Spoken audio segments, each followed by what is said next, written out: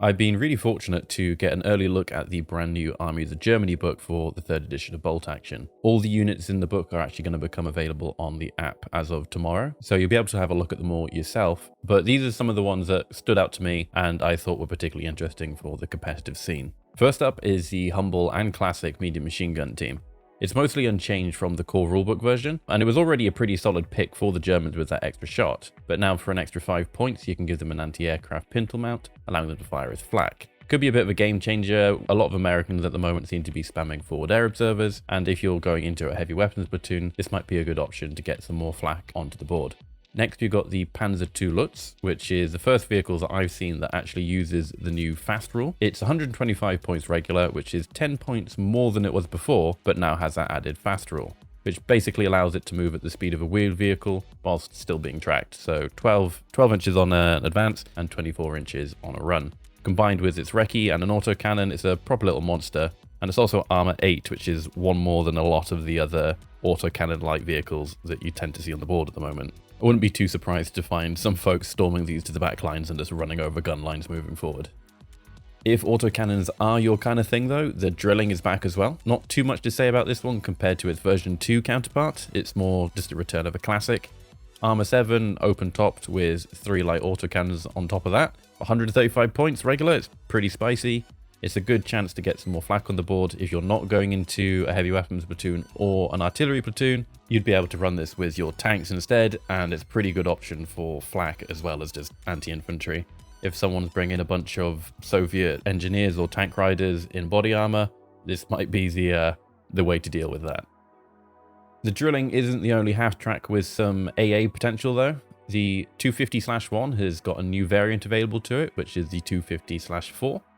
By default, it's 55 points regular, armor 7, and carries 5 guys, which isn't a lot, but its front-facing pintle machine gun can be upgraded to be a double-barreled front-facing medium machine gun for only 10 extra points.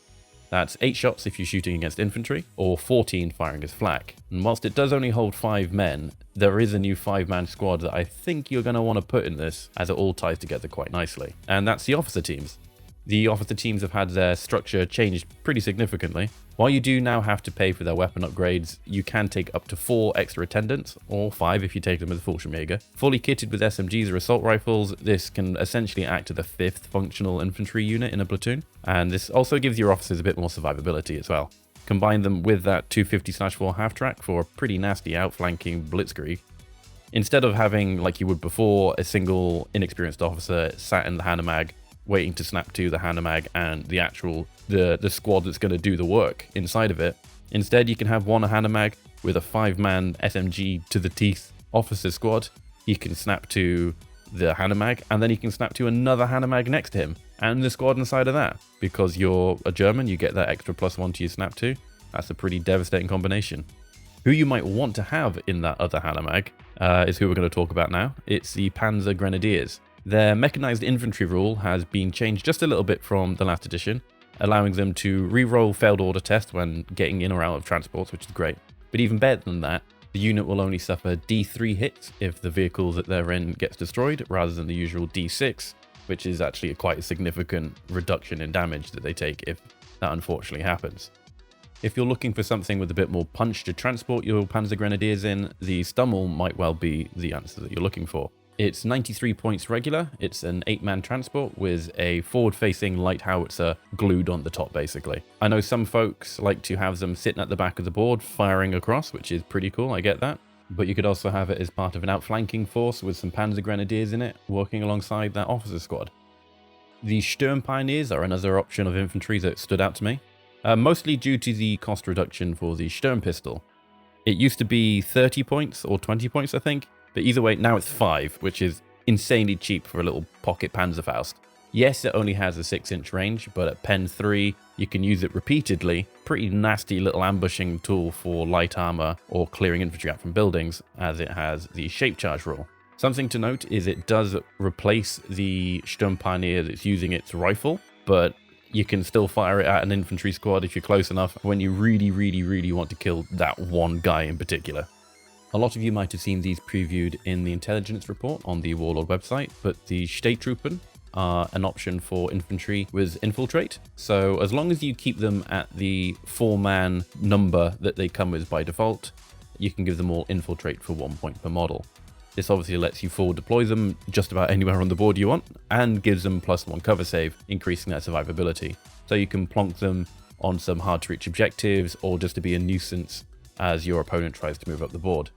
They can also be upgraded to be Gebirgsjäger for an additional 1 point each, allowing them to move through terrain and get to that absolute nightmare spot for your opponent to deal with.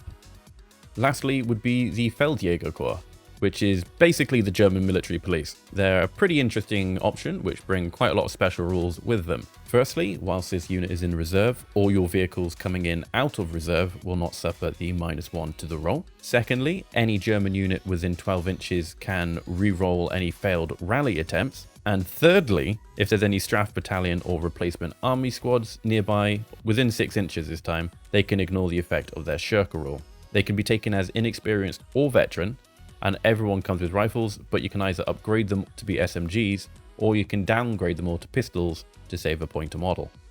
This new book coming out from Warlord is absolutely massive. It's nearly 130 pages of just unit after unit after unit.